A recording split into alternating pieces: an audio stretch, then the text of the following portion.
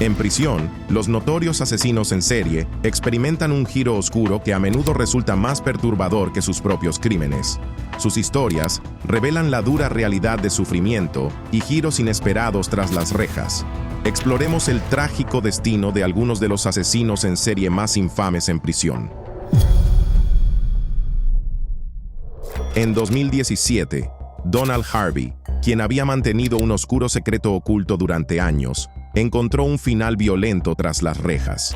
Cincinnati's so-called angel of death, Donald Harvey, dies this morning after a brutal beating in prison. Durante años, Harvey trabajó como enfermero, presentándose como un ángel de la muerte, alguien que ponía fin al sufrimiento de los enfermos terminales, quitándoles la vida por piedad. 15 de abril de 1952, nació en una familia pobre cerca de Cincinnati, Ohio.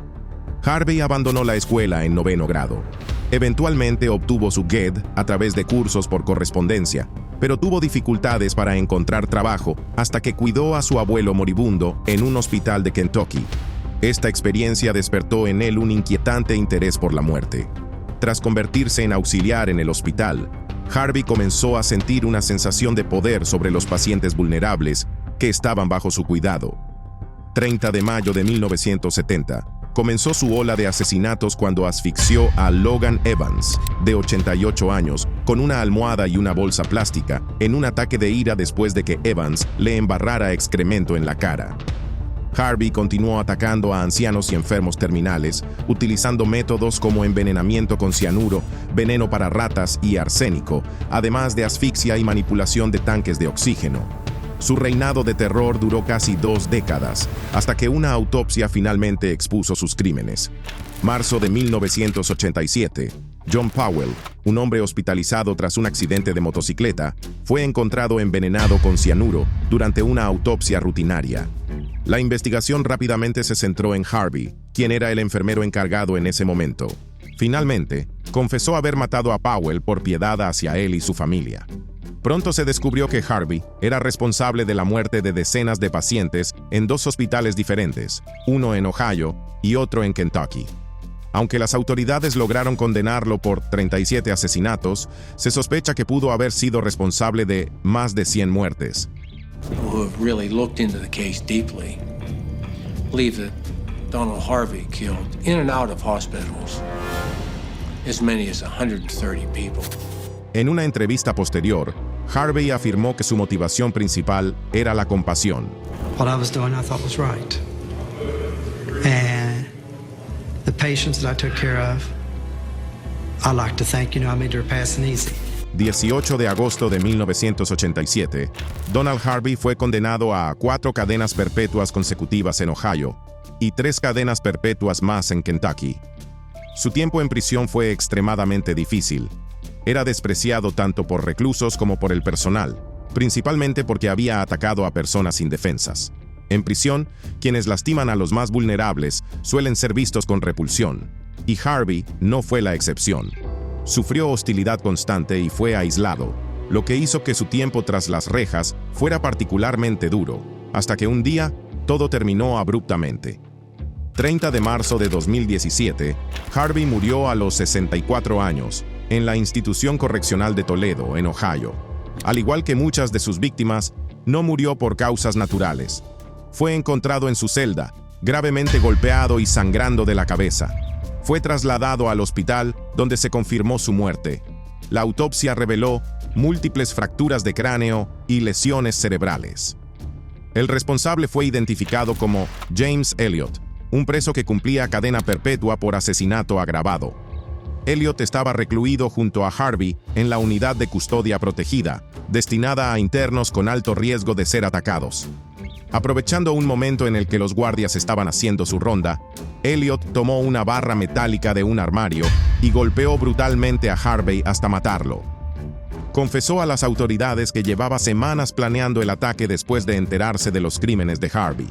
Elliott explicó que había crecido en Kentucky, cerca de algunas de las familias de las víctimas de Harvey, y que se sentía asqueado por sus actos, incapaz de soportar verlo con vida. I said back then, and I'd say today, if he ever had gotten out, he would have continued to kill people. I mean, he just enjoyed doing it. Conocido como el asesino de las velas, Robert Willard Liberty tenía un historial de violencia que iba desde el escalofriante asesinato de su novia hasta los homicidios ritualistas de 2 hombres en el sur de California, 4 años después. Los crímenes de Liberty le dieron una reputación infame, pero su paso por la cárcel sería igual de sombrío. 1966. Todo comenzó cuando Liberty, de 19 años, conoció a Marcella Landis, de 30, en el Centro Médico del Condado de Orange, California. Ambos se estaban recuperando de intentos de quitarse la vida, y sus problemas compartidos los unieron. Tras ser dados de alta, iniciaron una relación, y Liberty se mudó al departamento de Landis. Sin embargo, la breve felicidad terminó en horror.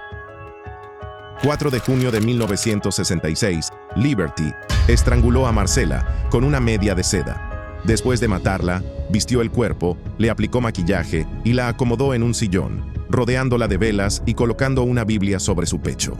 Cuando llegó la policía, Liberty estaba tranquilamente tocando la guitarra junto al cadáver. Fue arrestado de inmediato. Un juez lo declaró insano y fue enviado a una institución mental. 1969, los psiquiatras consideraron que estaba recuperado y en septiembre, Liberty salió en libertad sin supervisión. Se estableció en Costa Mesa, pero su calma no duró mucho. 12 de marzo de 1970, Liberty disparó fatalmente a uno de sus compañeros de cuarto. Acusado de asesinato, huyó para evitar ser juzgado. Durante su fuga, inició una relación con Kendall Beerley, con quien comenzó una ola de crímenes. 6 de junio, mientras hacían autostop en Long Beach, fueron recogidos por Richard Graytack. Liberty, armado, lo obligó a llevarlos a la casa de su madre, donde lo asaltó a punta de pistola. Después, los llevó a San Diego, donde irrumpieron en el departamento de Robert Irion, un expaciente del mismo hospital psiquiátrico donde Liberty había estado internado. Allí, Liberty ató a Irion y a Graytack, manteniéndolos cautivos durante horas mientras saqueaba el lugar. A medianoche, Liberty golpeó brutalmente a Irion hasta matarlo. Luego, colocó velas alrededor del cuerpo y escribió en la puerta: "El asesino de las velas ataca de nuevo. Atrápenme si pueden". Después se marchó con Beerley, dejando a Graytack atado e indefenso. 7 horas más tarde, Graytack logró liberarse y llamar a la policía, pero para entonces Liberty ya había huido del estado. 9 de junio, Liberty y Beerley robaron un motel en Colorado Springs y secuestraron a la esposa del dueño. La policía los rastreó, arrestó a ambos y rescató a la mujer. Liberty se declaró no culpable por demencia, pero antes de que se determinara su capacidad para enfrentar juicio, su destino se selló en prisión. Compartía bloque carcelario con Timothy Earl Dudley, acusado de estrangular a un joven con un cordón de bota, y Carl Raymond Riggs, acusado de matar a un policía fuera de servicio. 20 de enero de 1971, a las 7 a.m., los guardias hicieron una revisión rutinaria y no notaron nada inusual. A las 10:50 a.m., al responder una alarma, hallaron a Liberty y a Riggs muertos. Liberty estaba boca abajo en su litera, con una manta cubriendo su cabeza y señales de lucha en su cuerpo. Posteriormente, Dudley confesó los asesinatos, afirmando que mató a Liberty porque creía que era un informante de la policía. Mucha gente consideró este final como una justicia poética para el infame asesino de las velas. 2002. Un registro en la granja de Robert William Pickton reveló ADN de docenas de mujeres desaparecidas. Tiempo después, Pickton confesó haber asesinado a 49 mujeres y dijo que su único arrepentimiento era no haber llegado a 50. Robert Pickton was a Canadian pig farmer who made the Texas Chainsaw Massacre look like an attraction at Disneyland. 24 de octubre de 1949, Pickton nació en una granja porcina en Port Coquitlam, Columbia Británica. Su infancia fue dura y le dejó profundas cicatrices psicológicas. Su padre era ausente y su madre, Louise, una figura estricta y excéntrica, obligaba a Robert y a su hermano Dave a trabajar largas jornadas en la granja, incluso en días de escuela.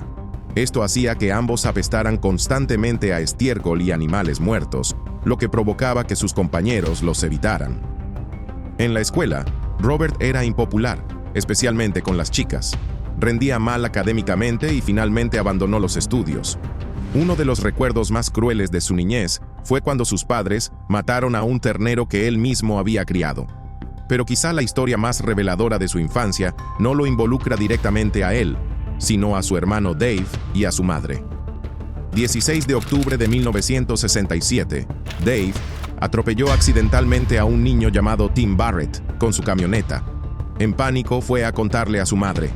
Luis lo acompañó de regreso al lugar y en lugar de ayudar al niño, que estaba vivo pero herido, lo empujó a un arroyo cercano, donde se ahogó.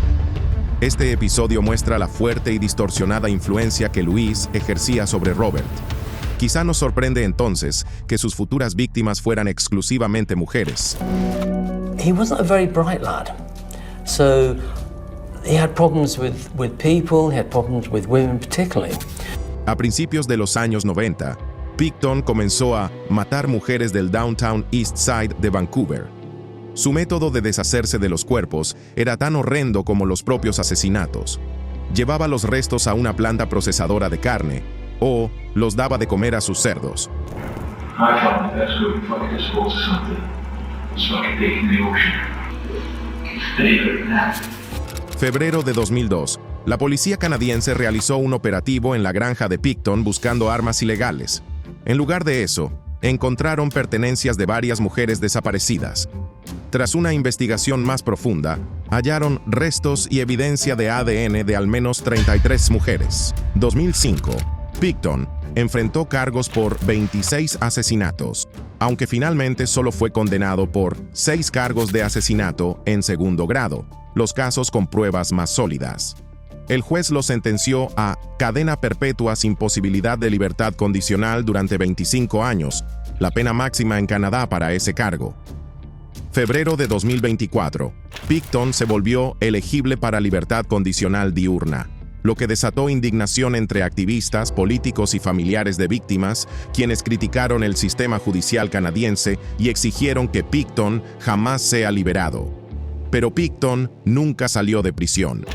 19 de mayo, Picton fue atacado por otro prisionero en la institución de Port Cartier en Quebec. El prisionero, Martin Charest, descrito como alguien con antecedentes de agresiones a otros prisioneros, apuñaló a Picton en la cabeza con un mango roto similar al de una escoba. Picton fue trasladado en avión a un hospital y puesto en soporte vital, pero murió a causa de sus heridas el 31 de mayo, poniendo fin al infame Pig Farmer Killer. Condenado por asesinato y sentenciado a morir, el destino de Aaron Ronald Williams en prisión tomó otro giro que fue tan macabro como los crímenes que lo llevaron a prisión. La vida temprana de Williams es un poco misteriosa. En una rara entrevista desde el corredor de la muerte, afirmó haber nacido fuera de Estados Unidos en 1949, siendo el segundo de 6 hijos. Su padre, un militar, estuvo mayormente ausente durante los primeros años de Williams, sirviendo en Corea. Después de la guerra, la familia se mudó a Luisiana, donde Williams dijo que asistió a la escuela secundaria en un pueblo llamado Newarton, un lugar que parece existir solo en su mente.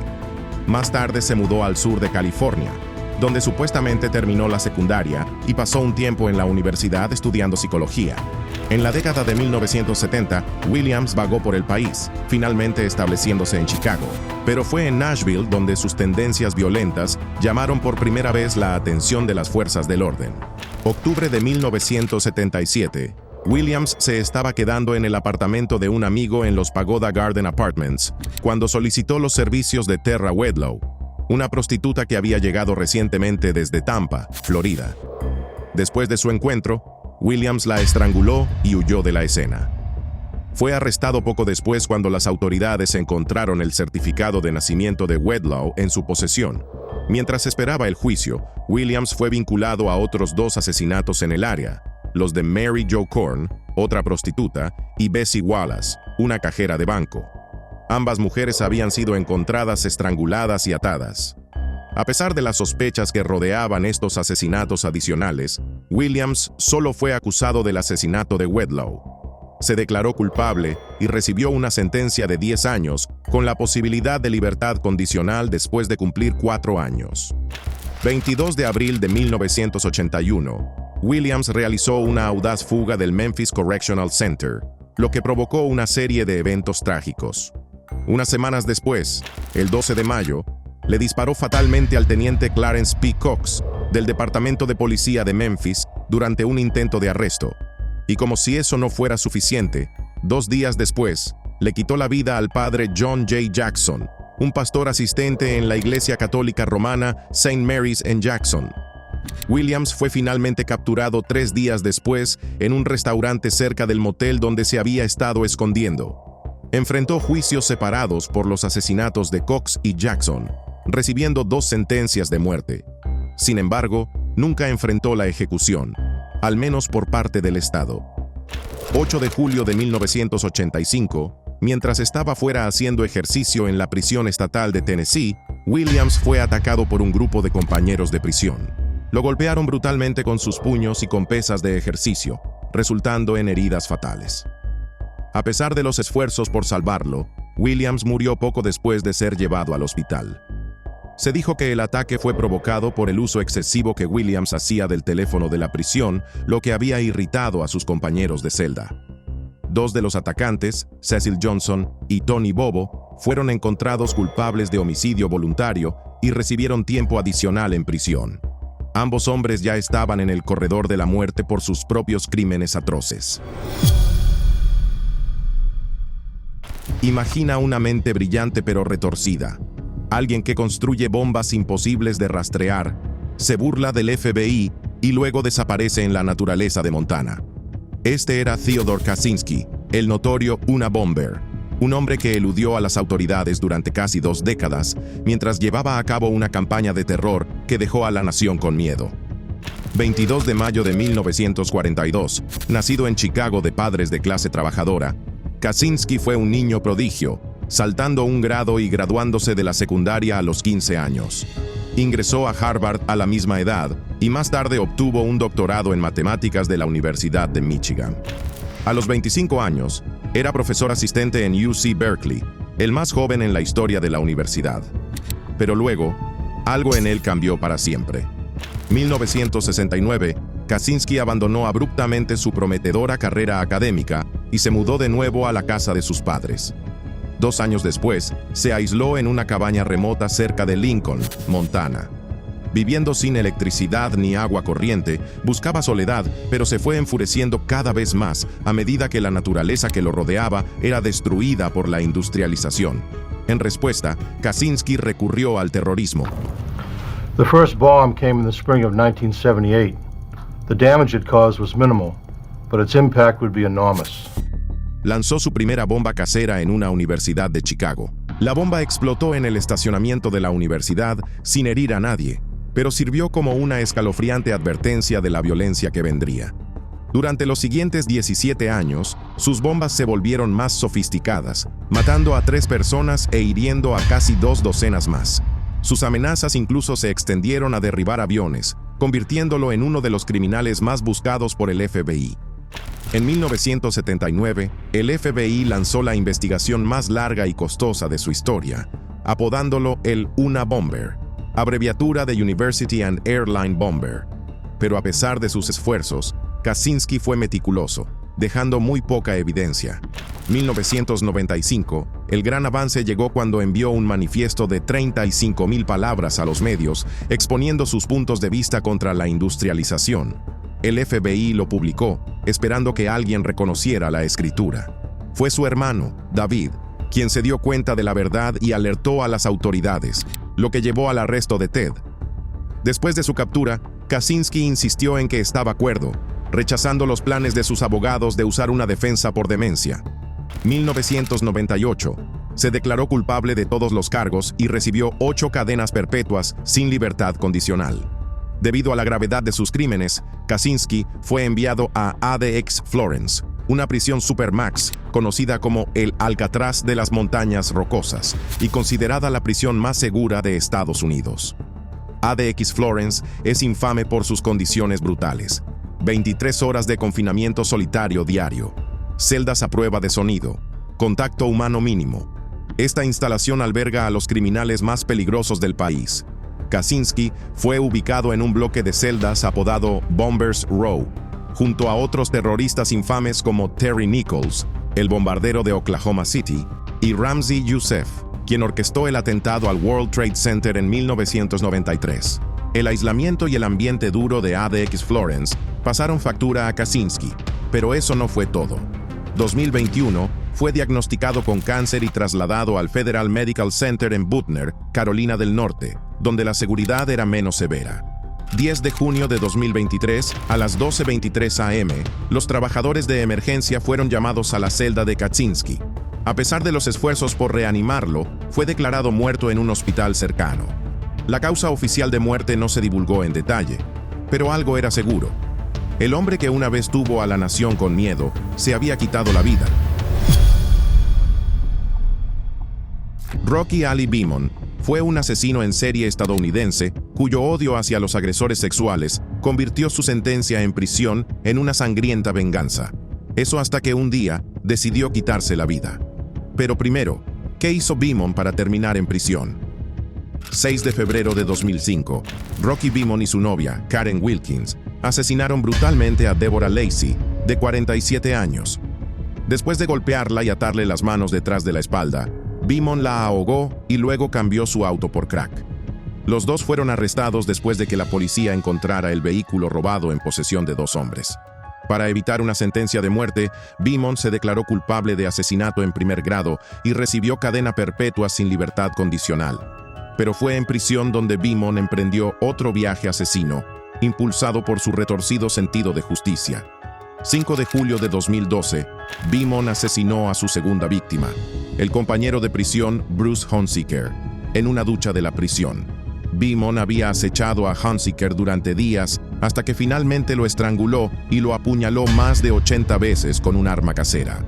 Hunziker estaba cumpliendo 6 cadenas perpetuas por agredir sexualmente a una niña, lo que lo convertía en el objetivo perfecto para la furia de Beamon. Después del asesinato, Beamon se limpió tranquilamente y se dirigió a cenar, describiendo lo que hizo como la mejor sensación que había tenido en mucho tiempo. 2017, Beamon atacó nuevamente, matando a Nicholas Anderson, de 27 años. Beamon ató y estranguló a Anderson antes de cortarle el cuello con un arma improvisada. Más tarde, en una carta al juez Christopher Patterson, Beamon admitió que matar a agresores sexuales le daba una sensación de satisfacción. Juró seguir atacándolos a menos que fuera sentenciado a muerte, amenazando con dedicarle su próxima víctima al juez si no se cumplía su petición. Escribió: «Haré todo lo posible por eliminar a cada uno hasta que suceda una de 3 cosas. 1. Alguien me mata. 2. Me quedo sin personas a las que matar. 3. Me ponen donde no pueda matar más, el corredor de la muerte. Si no me envías al corredor de la muerte, juro dedicarte la próxima». 2019. El deseo de Beamon se cumplió y recibió la pena de muerte. Sin embargo, su tiempo en el corredor de la muerte fue corto, porque solo un año después, Beamon se quitó la vida. Al igual que Rocky Beamon, Christopher David Luntz fue un asesino en serie estadounidense conocido por su singular mezcla de venganza y justicia retorcida. Fue condenado por matar a su padre en Palm Harbor, Florida, pero ganó notoriedad por proclamarse asesino en serie de pedófilos y agresores sexuales. 26 de septiembre de 1967, nacido en Nueva York, Luntz fue uno de los 2 hijos de David y Laura Luntz. Durante su juicio, afirmó que su padre abusaba de él y de su madre, lo que alimentó su intenso odio hacia los pedófilos. A principios de 2003, la madre de Luntz falleció, dejando cerca de $400,000 a su padre. Esta noticia llevó a Luntz a planear el asesinato de su padre para poder heredar el dinero. 8 de marzo de 2003, Luntz y su amigo Timothy Westerman fueron a Palm Harbor a visitar a su padre. Después de una breve conversación, Luntz sacó de su mochila una escopeta recortada y atacó a su padre. Luego le entregó el arma a Westerman y le dijo que disparara, lo cual hizo matando a David Luntz. Después del asesinato, robaron un revólver Smith & Wesson y un reloj de oro Fendi de la casa. Luntz le regaló el reloj a Westerman y arrojó el revólver al Cedar Cliff Lake. El asesinato quedó sin resolver hasta 2 años después, cuando el revólver apareció en la orilla. La evidencia forense vinculó el arma con Westerman, quien fue arrestado posteriormente. Westerman implicó entonces a Luntz como el cerebro del crimen y accedió a testificar en su contra a cambio de una sentencia reducida. Durante el juicio, Luntz negó todo y actuó como su propio abogado. Rechazó las declaraciones de Westerman e insistió en que no estaba tras la herencia. Sin embargo, los testigos y las pruebas demostraron lo contrario, mostrando que Luntz se había enfurecido cuando se dio cuenta de que no podía reclamar la herencia. Luntz fue declarado culpable de todos los cargos y no mostró ninguna emoción mientras se leía el veredicto. Pero ocurrió un giro inesperado durante la fase de sentencia. Hizo un extraño discurso de 45 minutos, afirmando ser un asesino en serie de pedófilos e incluso pidiendo la pena de muerte. Sin embargo, el jurado decidió sentenciarlo a cadena perpetua. Después de su condena, Luntz fue trasladado a la institución correccional de Franklin en Carrabelle para cumplir su cadena perpetua. Mientras estuvo allí, escribió una carta al Departamento de Policía del Condado de Macon, Carolina del Norte, confesando el asesinato de un hombre llamado Gerald Michael Estes. Estes era un fugitivo acusado de a 2 niños en 2003 y se sospechaba que abusaba sexualmente de otros menores y de su propio perro. Según la carta de Luntz, él y un cómplice no identificado recogieron a Estes una semana después de que pagara la fianza. Lo llevaron a un lugar remoto y lo torturaron y mataron. Aunque Luntz no proporcionó la ubicación del cuerpo ni ninguna evidencia física que lo vinculara al crimen, los investigadores del condado de Macon consideraron creíbles sus declaraciones e intentaron entrevistarlo, pero nunca pudieron hacerlo. 21 de septiembre de 2009, Luntz amenazó a un recluso con un arma casera y lo mantuvo como rehén. Finalmente, los guardias de la prisión lograron convencerlo de que se calmara, pero cuando entraron en su celda, encontraron que su compañero de celda, Nathaniel Taylor, de 46 años, había sido apuñalado hasta la muerte. Como resultado, Luntz fue trasladado a la prisión estatal de Florida en Rayford, pero solo 30 horas después se quitó la vida. Sospechoso de al menos 48 asesinatos en todo Estados Unidos, Stephen Morin dejó un rastro de horror que atormentó a comunidades de costa a costa. Sin embargo, la ley finalmente lo alcanzó. Condenado a muerte en Texas, la ejecución de Morin estaba destinada a traer justicia, pero terminó en un procedimiento fallido y espantoso que hizo que sus últimos momentos fueran tan dolorosos como el terror que infligió a sus víctimas. 19 de febrero de 1951, nacido en Providence, Rhode Island, en una familia humilde, Morin abandonó la escuela a una edad temprana. Como adolescente, se involucró en drogas y crimen. A mediados de la década de 1960, Morin fue arrestado en Florida por robar un automóvil. Tras ser condenado, pasó un tiempo en una institución para delincuentes juveniles. Al ser liberado en 1968, Morin dejó Florida y viajó por el país. Durante la década de 1970, vivió en el norte de California, principalmente en el área de la Bahía de San Francisco, cambiando constantemente de nombre y cometiendo crímenes. En un momento, trabajó como mecánico de autos y constructor en San Francisco. Durante más de una década, asesinó brutalmente a numerosas mujeres, a menudo usando el engaño para atraerlas a su mortal alcance. Sus víctimas iban desde niñas hasta mujeres adultas, y sus métodos incluían secuestro, agresiones sexuales y asesinato, dejando cuerpos en lugares remotos. También mató a 7 hombres durante su ola de crímenes. Los crímenes de Morin fueron extremadamente violentos y logró evadir la captura durante mucho tiempo, convirtiéndose en uno de los asesinos más infames de su época.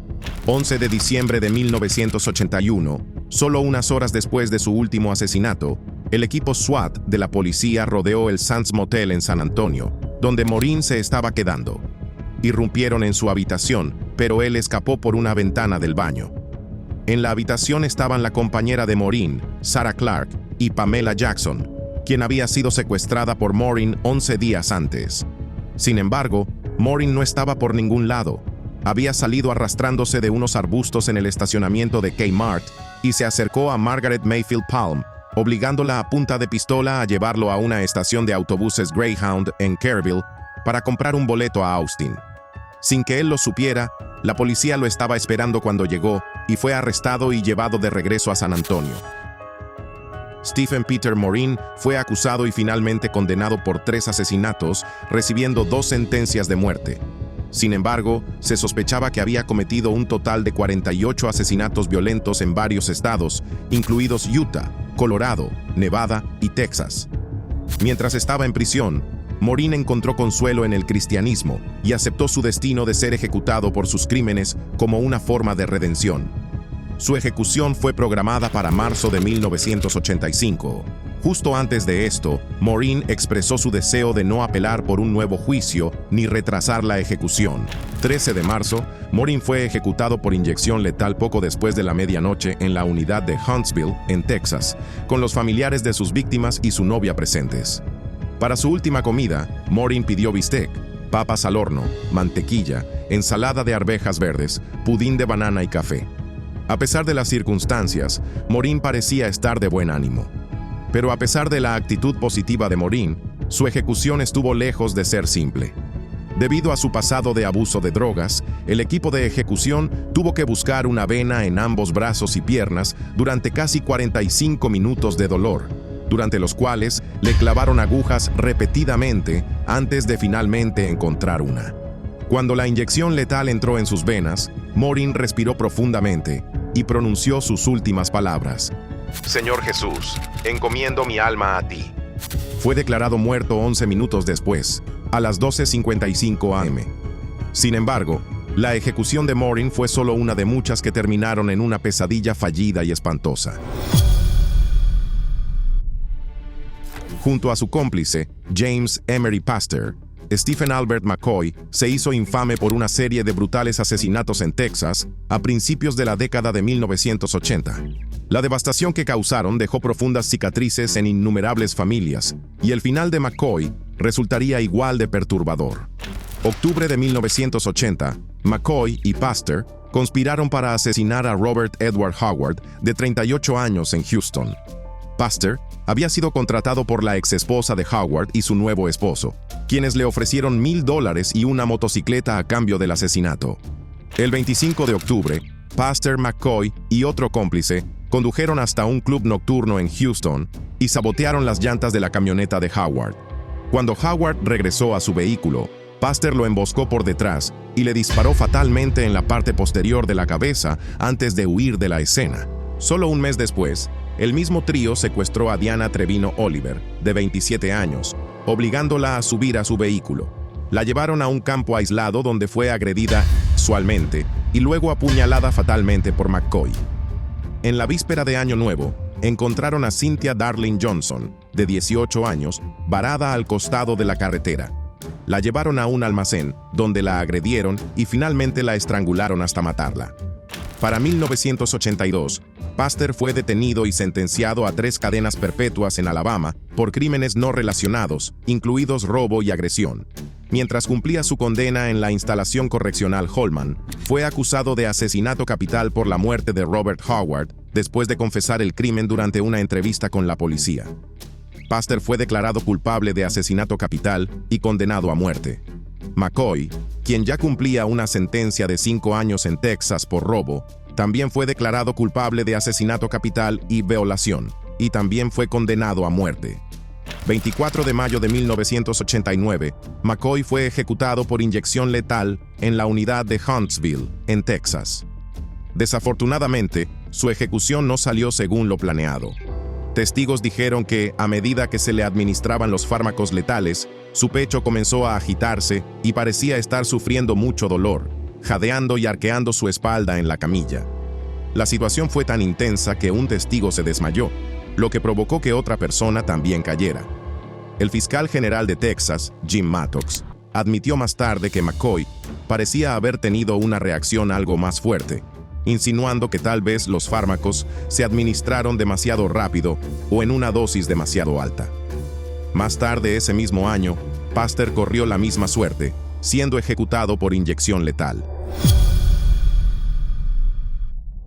La ejecución de Donald Eugene Harding no solo se recuerda por sus crímenes atroces, sino también por el sombrío espectáculo de su muerte. Atado en la cámara de gas, Harding soportó 11 minutos de sufrimiento prolongado que horrorizó a los testigos y desató la controversia. Esto finalmente llevó a cambios en los métodos de ejecución en Arizona. Mina de marzo de 1949, nacido en la pequeña comunidad de Goodrich, Arkansas, Harding tuvo un comienzo de vida difícil. Sufrió una grave dificultad respiratoria al nacer, lo que le causó un síndrome cerebral orgánico que afectó su memoria, pensamiento y razonamiento. Las cosas no mejoraron para Harding mientras crecía. Su madre se volvió a casar con un hombre con tuberculosis y la familia tuvo que mudarse a un sanatorio. Harding afirmó que el personal lo maltrató allí, incluida una enfermera que, supuestamente, le hundió la cara en un inodoro por mojar la cama. Después de 2 años, la familia dejó el sanatorio, pero la inestabilidad continuó, ya que Harding iba y venía entre la casa de su madre y la de sus abuelos. En la escuela, Harding mostró problemas de conducta, incluyendo ausentismo y desafío. A los 9 años, mostraba tendencias suicidas y un médico reportó su comportamiento violento y psicopático, señalando su deseo de matar y estrangular personas. Se creía que su daño cerebral, junto con traumas de la infancia como caerse de una cuna y ser golpeado por un columpio, contribuyeron a su comportamiento. El primer encontronazo de Harding con la ley fue a los 11 años por robar un auto, lo que lo llevó a la Escuela Industrial para Niños de Arkansas. Pasó su adolescencia yendo y viniendo entre detenciones juveniles y cuidados psiquiátricos. A los 15 años, ya había sido condenado por múltiples robos y hurtos mayores, lo que llevó a su traslado a la Unidad Tucker, una prisión de máxima seguridad para adultos. Sus actividades delictivas continuaron, incluyendo un intento de fuga en 1970. En 1973, después de ser liberado, Harding volvió a prisión por cargos federales de conspiración. Fue puesto en libertad condicional nuevamente en 1979, pero rápidamente regresó a una vida de crimen, cometiendo robos y asesinatos en varios estados. Harding estuvo involucrado en varios asesinatos, incluyendo asfixiar a Charles Dickerson en California y asesinar brutalmente a Gerald Hughes. Sus actos más atroces tuvieron lugar en Arizona, donde asfixió y disparó a 3 hombres: Alan Gage, Robert Wise y Martin Concannon. En 1980, Harding finalmente fue capturado por un oficial de policía del campus de la Universidad del Norte de Arizona. El oficial notó algo extraño en el acento sureño de Harding y las placas de Ohio. Al verificar la matrícula, descubrió que el auto era robado y estaba vinculado a delitos graves. Harding fue arrestado, y en la búsqueda de su auto se encontraron una pistola calibre .25 y varias identificaciones falsas. Aunque intentó fingir que era otra persona, su verdadera identidad fue revelada rápidamente. 26 de mayo de 1982, Harding fue finalmente declarado culpable de 2 cargos de asesinato en primer grado, robo a mano armada y secuestro. Recibió la pena de muerte, y más tarde, obtuvo otra sentencia de muerte por otro asesinato. Harding pasó casi una década en el corredor de la muerte en Arizona, intentando sin éxito apelar su condena en 3 ocasiones. 6 de abril de 1992, la ejecución de Harding estaba programada justo después de la medianoche. Se le dio su última comida y luego, a las 12:05 a.m., Harding fue llevado a la cámara de gas. Los testigos dijeron que estaba maldiciendo y haciendo gestos vulgares hacia el fiscal general mientras se sellaba la cámara. Sin embargo, el lenguaje corporal de Harding rápidamente se convirtió en algo sacado de una pesadilla. El abogado de Harding describió la ejecución como lenta, dolorosa, degradante e inhumana. Dijo que Harding convulsionó violentamente, jadeó por aire y se estremeció con espasmos durante varios minutos antes de finalmente quedarse inmóvil. Tomó 10 minutos y 31 segundos para que Don Harding muriera. Y según testigos, durante al menos 8 de esos minutos estuvo retorciéndose de agonía. La ejecución fallida causó gran controversia y llevó a llamados para que Arizona cambiara la cámara de gas por la inyección letal en las ejecuciones.